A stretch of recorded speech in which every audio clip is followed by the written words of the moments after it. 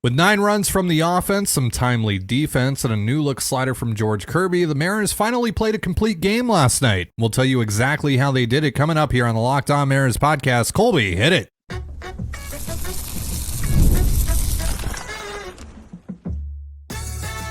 You are Locked On Mariners, your daily Seattle Mariners podcast. Part of the Locked On Podcast Network, your team every day. New intro from the corporate overlords. Let us know what you think down in the comments below. Ahoy, sailors. It is Tuesday, April 16th, 2024. This is Ty Gonzalez, Colby Patnode for the Locked On Mariners podcast, brought to you by Monopoly Go, the mobile hit twist on classic Monopoly. Join your friends and download Monopoly Go, now free on the App Store and Google Play. Thank you so much for making us your first listen. Subscribe, like, and turn on alerts if you're watching on YouTube, or subscribe and leave a 5-star review on your preferred podcast platform if you like what you hear. And if you're part of the crew and rock with us every single day, let us know in the comments below. We'd love to hear from you. And if you want to hear from us even more, please consider signing up for our Patreon. You can now get a free 7-day trial to check out the show. The link, as well as their social accounts, is in the description of this episode.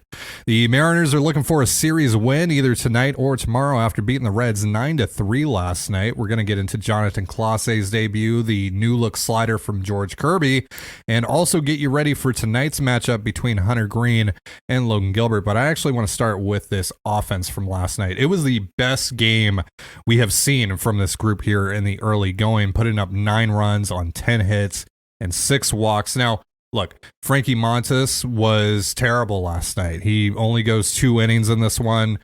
Didn't even record an out until it was already 3-0 Mariners. He walked 5, gave up 5.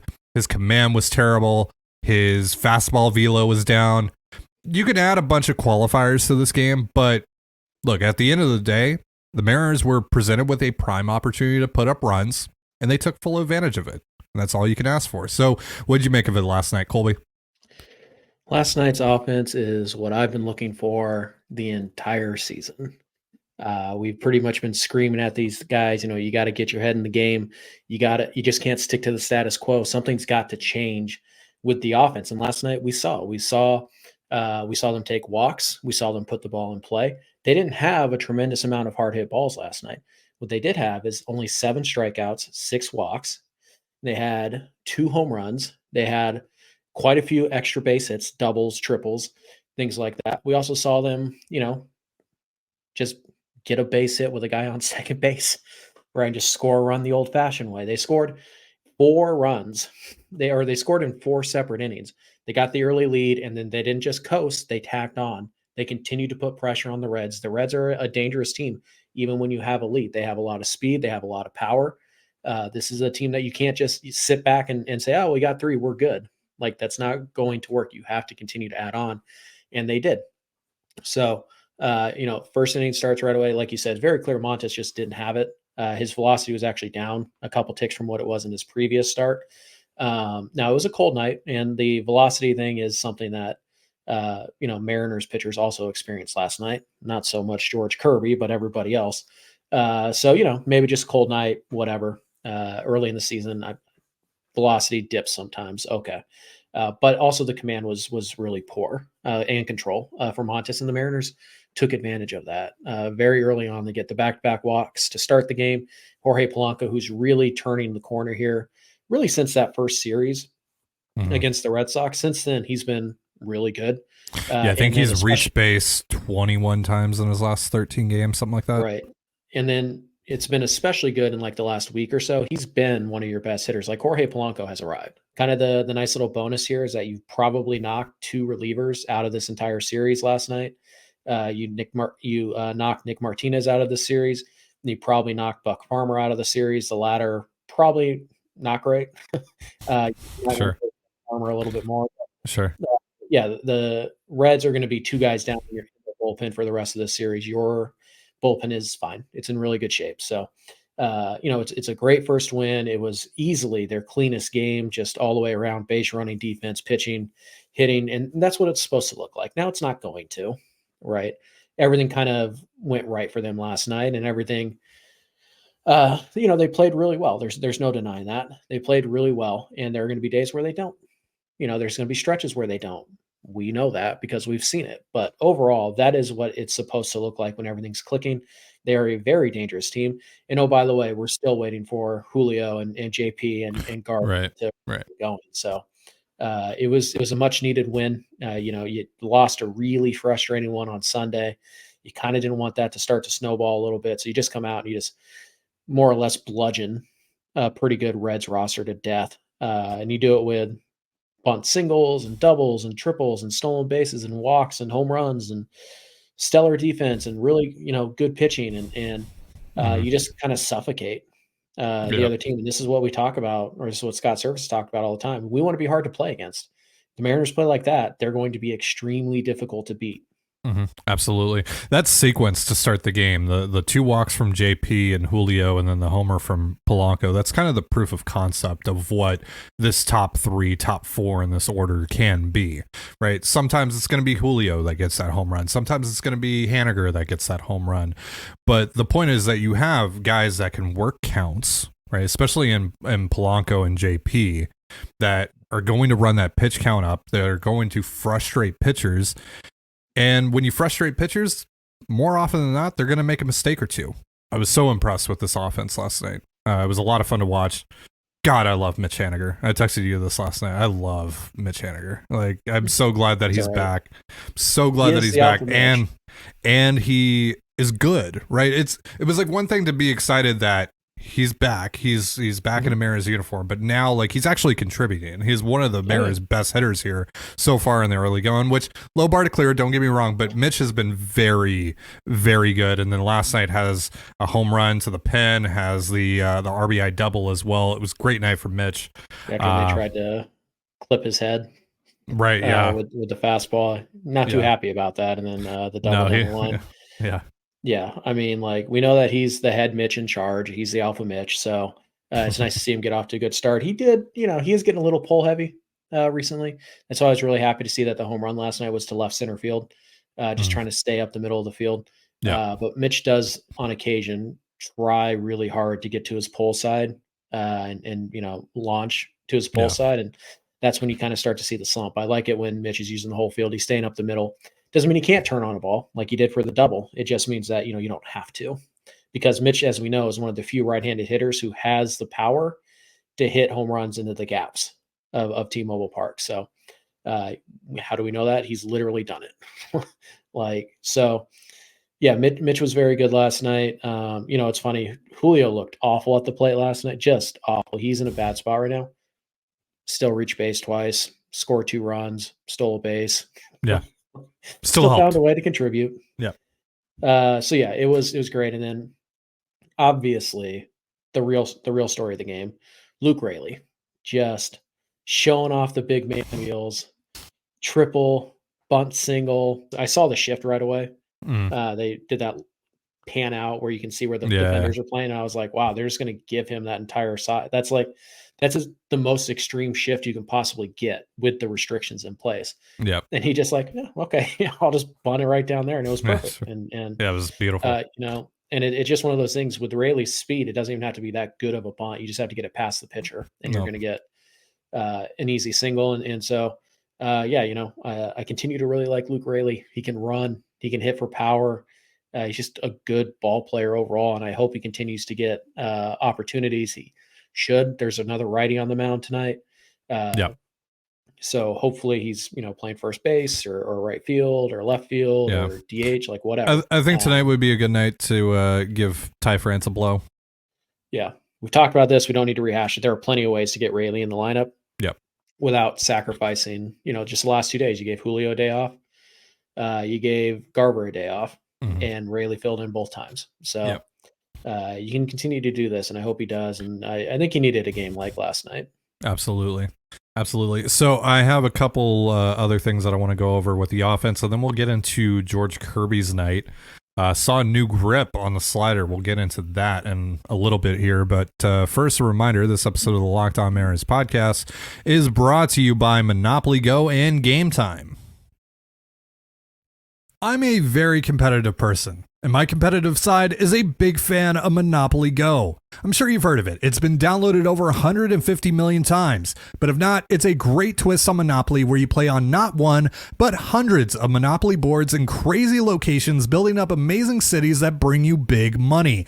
But the best part is messing with my friends. I can charge them rent on my iconic properties just like classic Monopoly, but now I can also rob their vaults of riches for myself. And the leaderboards show me who the biggest Monopoly tycoon is.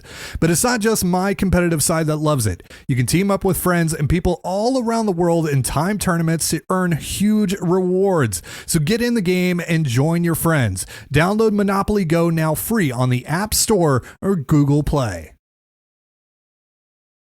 Game Time is now an authorized ticket marketplace of Major League Baseball, which makes getting tickets even faster and easier. Prices on the Game Time app actually go down the closer it gets to first pitch, and I get to see the view of every seat in the house so I know exactly what I'm buying. Game Time's last minute deals give you up to 60% in savings buying last minute for sports, music, comedy, and more. And to avoid any surprises at checkout, you can turn on their all-in pricing to see the full cost, fees included. Take the guesswork out of buying tickets with Game Time. Download the Game Time app, create an account, and use the promo code LOCKEDONMLB for $20 off your first purchase. Terms apply. Again, create an account and redeem the promo code LOCKEDONMLB. That's LOCKEDONMLB for $20 off. Download the Game Time app. Last minute tickets, lowest price guaranteed. And you're listening to the Locked On Mariners podcast. Thank you again for making us your first listen. And just a reminder, it's Locked On's NFL Mock Draft live on April 17th at 7 o'clock Eastern. Streaming on the Locked On Sports Today 24/7 streaming channel on YouTube and the free Amazon Fire TV channels app.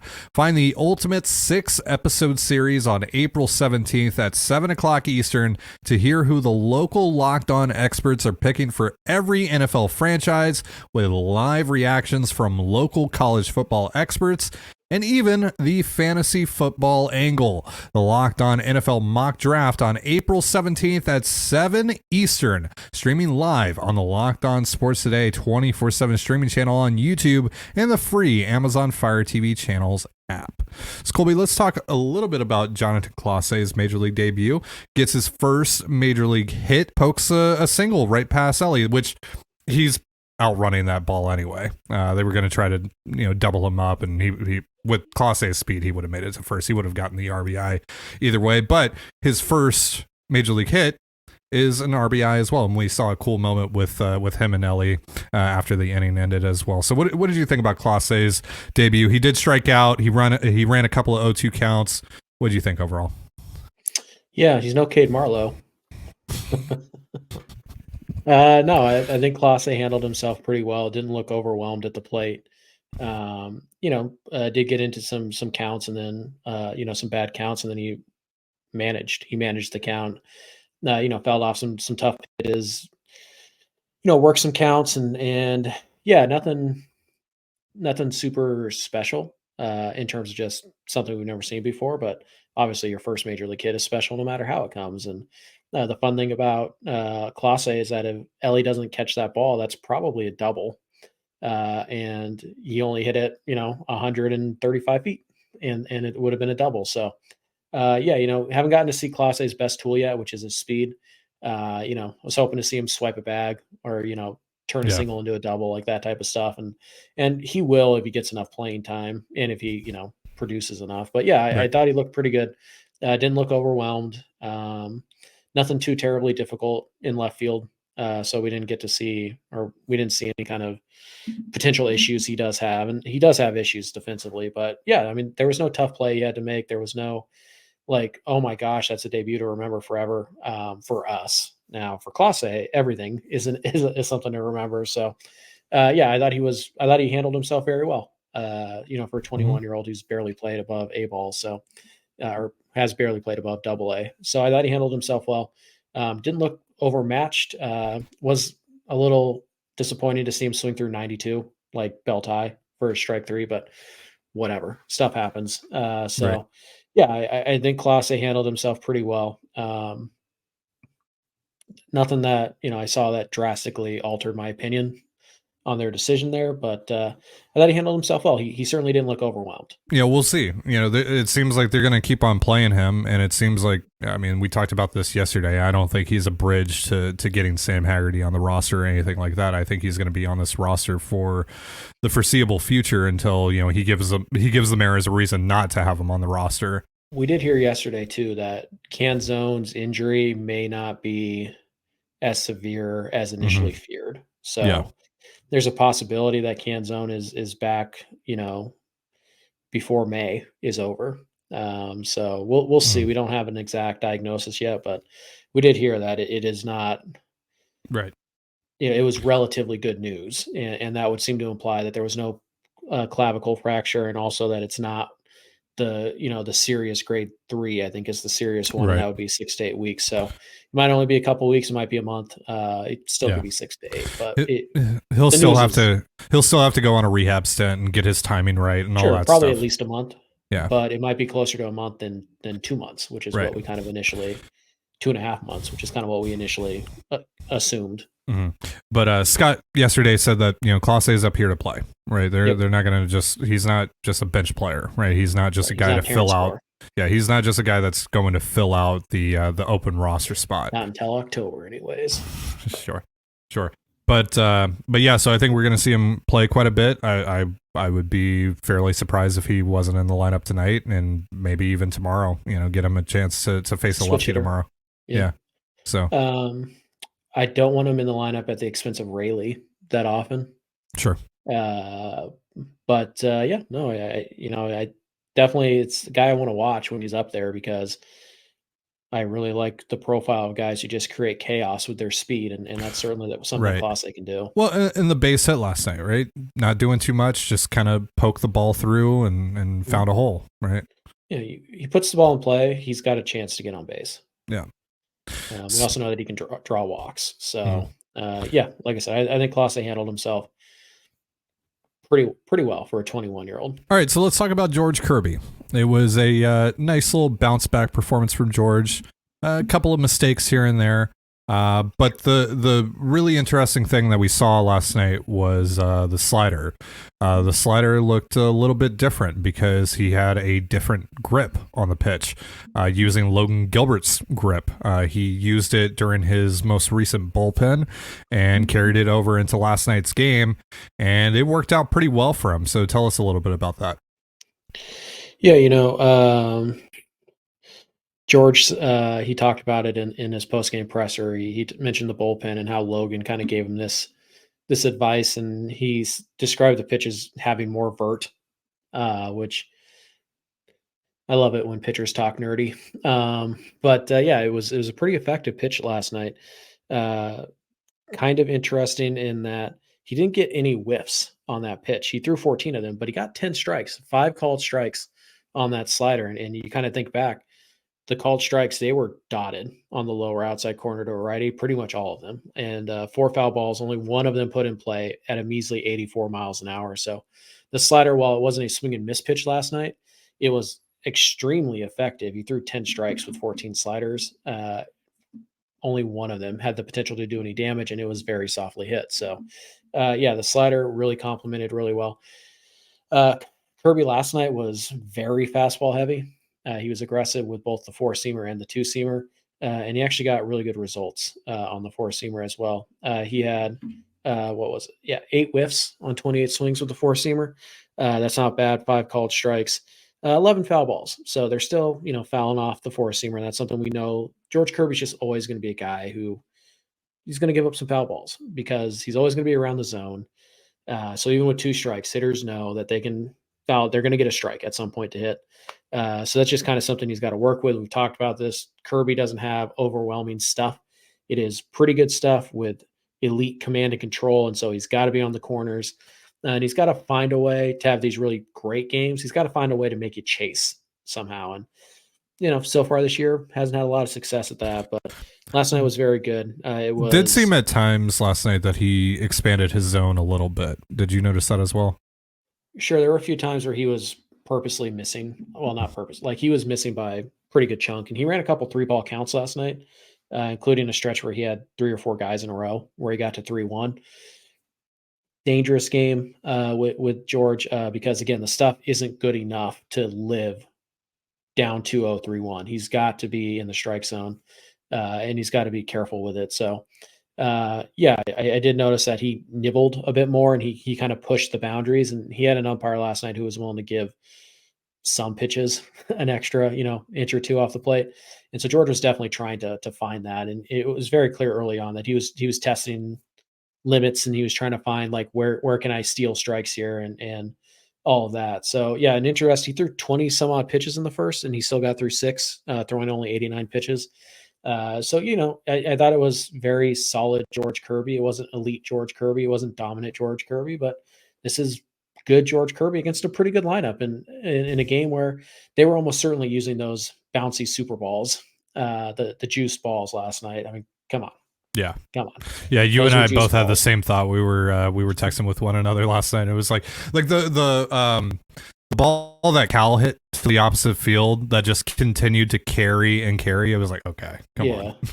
I mean, even Haniger's home run, like to left center field to the pen in April on a cold night. Like, Yeah, that's probably a double.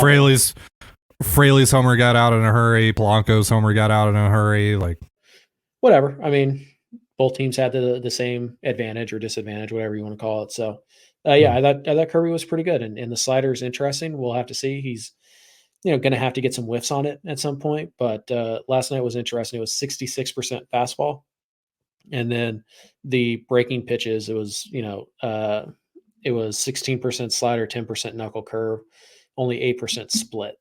So pretty interesting night for George. A little bit of a fastball heavy approach against a lineup that, again, as we talked about, has a lot of power, a lot of speed, a lot of fun players in it. So he had to be pretty fun. If you're going to go fastball heavy, you better be on the corners, and he was just off the corner, and he didn't get a ton of chases, but he was very effective. And I think my favorite pitch of the night is the splitter he threw to, I believe, Benson to strike him out in his second at bat. Just absolute filth. Had it 95, 96 on the low at the knees all night, and then he just drops the split on him. George Kirby definitely needed it. And by the way, that completes a full turn through the rotation where every single starting pitcher was more than good enough to win the game for his ball club. And that is much needed after the previous, trip through the rotation, which was pretty much the exact opposite. So, offense is the story last night, but George Kirby getting back on track, that would be significant. And Logan Gilbert looking to carry that torch tonight. We'll talk about him and Hunter Greene in just a moment. But first, a reminder, this episode of the Locked On Mariners podcast is brought to you by LinkedIn. Are you struggling to close deals? B2B selling is tougher than ever, and that's why I want to tell you about LinkedIn Sales Navigator. LinkedIn Sales Navigator is a sales intelligence platform that helps professionals effectively prospect and engage high-value customers, drive higher revenue, and increase sales performance. Sales Navigator helps you target the right buyers, surface key signals such as job changes, or which accounts you should prioritize, and shows you hidden allies so you can find those buyers that are most likely to convert. Fueled by LinkedIn's 1 billion member platform, Sales Navigator gives you the most up-to-date, first-party data, enabling you to unlock conversations with people that matter. Right now, you can try LinkedIn Sales Navigator and get a 60-day free trial at linkedin.com/locked on. That is linkedin.com/LOCKDON for a 60-day free trial. Let LinkedIn Sales Navigator help you sell like a superstar today. Just go to linkedin.com/locked on and get started. You're listening to the Locked On Mariners podcast. Thank you again for making us your first listen. So the Mariners, of course, looking for their first series win of the season. Either tonight or tomorrow. Would be great if they could just do it tonight. But they're going to be facing off against a pretty good pitcher, former second overall draft pick Hunter Greene, 4.86 ERA, 3.94 FIP. 11.88 Ks per nine, 3.24 walks per nine over 16 and 2/3 innings pitched. So tell us about Hunter Greene, Colby. He throws very hard. It's pretty much a two-pitch pitcher. It's a fastball and a slider. The fastball, sits in the upper 90s. I believe he's topped out at 105 in his career. So he's going to throw a ton of fastballs. He's going to throw a ton of sliders. My suggestion would be go up and look for the fastball. And if he can throw 3 sliders for a strike, then you lose that at bat. But go up there ready to hit the heater. There's the guy who's kind of steadily gotten a little bit better with his control and command every year. And I think, the Reds are certainly hoping for a true breakout this year, and he might get it. Like those numbers that you mentioned, they're certainly not bad. The ERA is a little elevated, but the FIP and the Ks per 9 and the base on ball per 9, those are all very projectable to a high end starter in this league. So you're going to see a ton of fastballs. You better be ready to hit the fastball. You better be ready to hit velo. And I think your best shot is to just kind of assume you're getting a fastball. And if he can flip 3 sliders by you and strike you out that way, fine, whatever. I highly doubt that the Mariners are going to have another night where they only strike out 7 times. My guess is that Greene is going to befuddle them a little bit, particularly the first time through, simply because these guys haven't seen 100, and you typically don't in April. So we'll see what Greene comes out with. Maybe he's down a couple ticks like Montes was yesterday, and maybe he leaves some pitches in the middle of the plate. But again, because of the sheer velocity of the pitches, he is going to get away with some more mistakes than Montes did last night. So you just be prepared for that. And it's probably going to look ugly at times, but Greene is a guy who, if you get him in the middle of the plate, he's like any other pitcher in this league. He throws 105. If it's in the middle of the plate, you can hit it 110, 120. So it's all about not chasing. And I think it's about attacking the fastball tonight. And if he's got the great slider, then I guess, you just find a way to manage it. But I would sit on the fastball all night and try to attack that pitch. Easier said than done. Greene's given up a couple of home runs already this season. He's also hit 4 batters already this season. So might been be a a good day wild. to get Mitch out of the lineup. Yeah, maybe. And maybe Tom France. But if this is a regressive night for the offense, the guy that you want on the bump is certainly Logan Gilbert. He's been the Mariners' most consistent starting pitcher here in the early going. So start number 4 for Logan. What are you hoping to see? Yeah, it's been a really interesting year for Logan thus far. It has been much more of a kitchen sink arsenal for him, throwing all of his pitches at roughly 15 to 30% rate on any given night. And we know that he has a lot of pitches, the 4-seamer, the cutter, the knuckle curve, slider, split. Like he's got 5 or 6 pitches, and he'll throw all of them. Now, typically he's not going to throw a ton of knuckle curve. So if you want to eliminate that pitch, fine, whatever. But I think this is a really important night for him. I think the cutter is going to be the pitch here. When you look at the lefties, Benson, Fraley, De La Cruz, I think that cutter is going to be Candelario. Yep. Get the ball in on their hands, saw them off a little bit, get the ball moving off the barrel, because this team has a lot of power. They can hit the ball very hard. They're very good at barreling up baseballs. So I think that's the pitch to watch tonight. And then I think the split is going to come into focus. And if he has those 2 pitches, I think he has the opportunity to dominate tonight. But we'll have to wait and see. Again, the kind of the beauty of Logan right now is he's kind of hard to game plan against, because how he wants to attack you is almost entirely dependent on you and what you do well. Like he's not the same guy where it's like, well, he throws a fastball and then the split is his best pitch, so you're just going to go fastball splitter, fastball splitter. Now he's going to pitch to what you don't do well. He is a true student of the game type of pitcher with really, really good stuff to back it up. So I think the cutter will be the determining pitch tonight, and I expect Logan to pitch pretty well. Reminder, tomorrow we are going to be doing a post-game show after the game, so we'll see you guys then. But for now, that's going to do it for us. Thank you so much for joining us here on the Locked On Mariners podcast. Before we get out of here, once again, a reminder that Locked On has launched the first ever national sports 24/7 streaming channel on YouTube, and now it's also available on Amazon Fire TV and the free Fire TV channels app. Locked On Sports Today is here for you 24/7, covering the top sports stories of the day with the local experts of Locked On, plus our national shows covering every league. Find Locked On Sports Today now available on the free Fire TV channels app. And for Colby Patnode, I'm Ty Dane Gonzalez. Be sure to give us a follow on Twitter at LO_Mariners. You can follow me at Ty Dane Gonzalez and Colby at CPAT11. That's CPAT11. You can also find all that stuff in the description of this episode. Thank you again for making us your first listen. Have yourself a beautiful baseball day, and we'll see you next time. Peace.